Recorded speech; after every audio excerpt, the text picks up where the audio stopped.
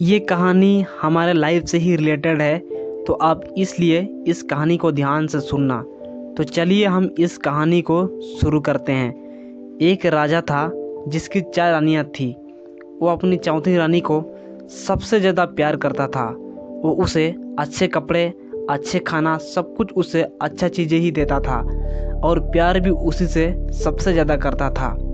वो अपनी तीसरी रानी से भी प्यार करता था, लेकिन राजा को डर था कि वो एक दिन किसी और के लिए छोड़ देगी। इसलिए वो आसपास के राज्य में बखान करता था कि वो मुझे एक दिन किसी और के लिए छोड़ देगी। वो अपनी दूसरी पत्नी से भी प्यार करता था और वो उसकी हमराज थी।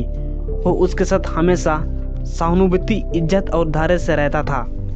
जब भी राजा को कोई परेशानी होती थी तो उसे उस परेशानी का हाल बताता था ताकि राजा को कोई परेशानी ना हो। राजा की पहली पत्नी राजा की सबसे वफादार थी। उसकी दौलत बढ़ाने में भी बहुत मदद करती थी, लेकिन तब भी राजा उससे प्यार नहीं करता था।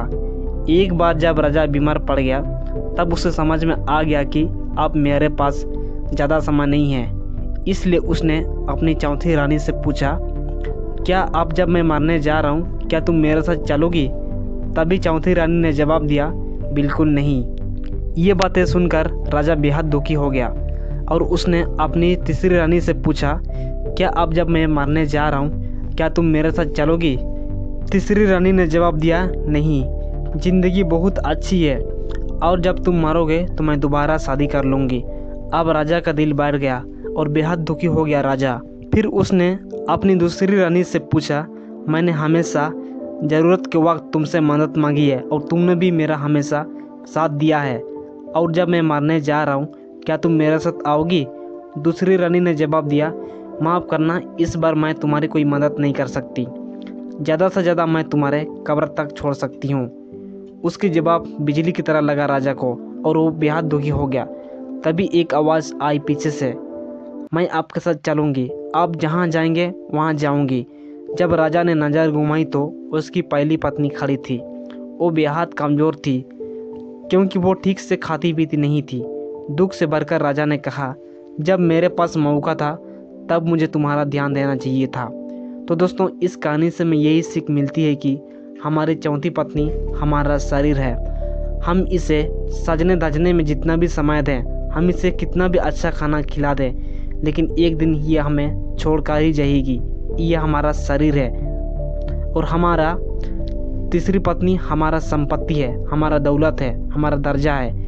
ये हम मरने के बाद किसी और को मिल जाती है।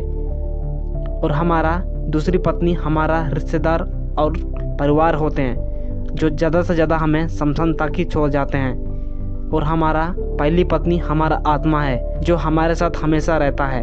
हम जहाँ भी जाते हैं वहाँ जाती है। इसलिए इसे आप उपजाए, ताकतवर बनाएं आज से ही। यही दुनिया का सबसे बड़ी तोहफा है।